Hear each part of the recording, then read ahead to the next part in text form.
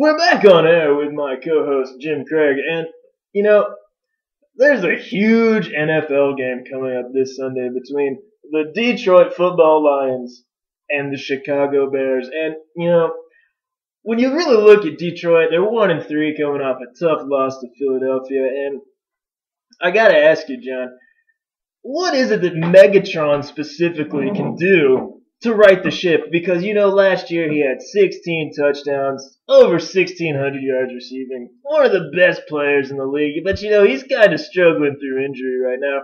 Can you tell me what Megatron, the leader, can do to right the ship? Well, first of all, I'd like to start off by saying that I have a big problem with Megatron.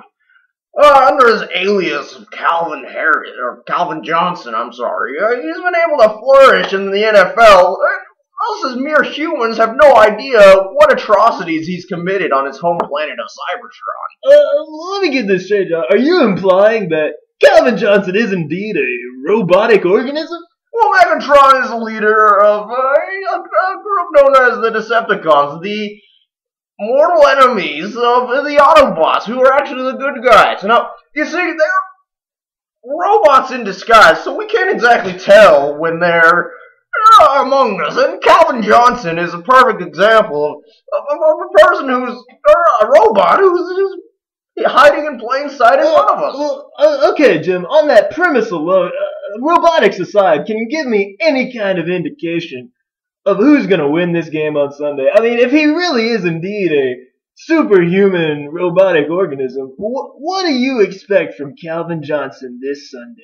Well, according to the box where I got my first Megatron toy from, his power levels are extremely high, and he's actually one of the more enigmatic Decepticons in the way that you don't really know what he's capable of. He is an enigma on and off the field, John.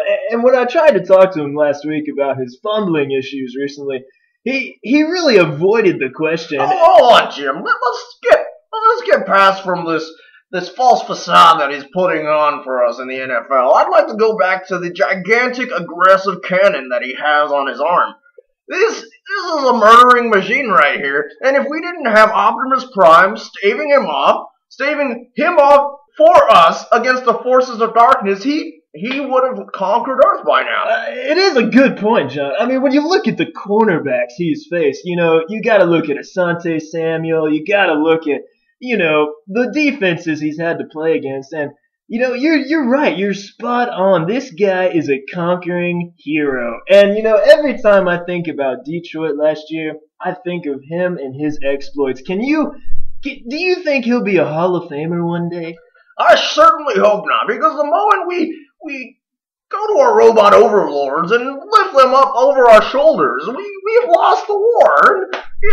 We cannot allow a man like Calvin Johnson, also known as Megatron, to take us over.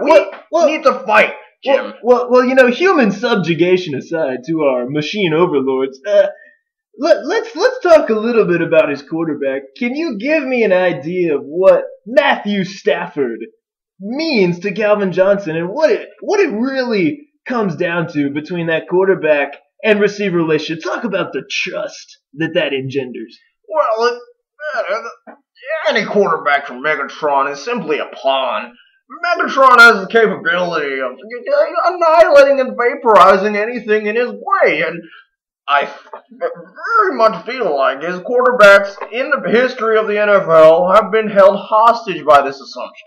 I mean, once again, going back to his capabilities, he can shoot people with an energon-powered cannon. This is not something I'd like to see in my National Football League. Well, you really make a good point, John. We have the replacement referees, and, they're making some bad calls out there. In fact, last week, Calvin Johnson, clearly pushed off, and he may have used that so-called energy cannon to create a little space so he could make a reception. But I just want to get back to, you look at this Detroit defense, and, coming into this season, everyone thought, oh, the front four, the defense is going to be so great.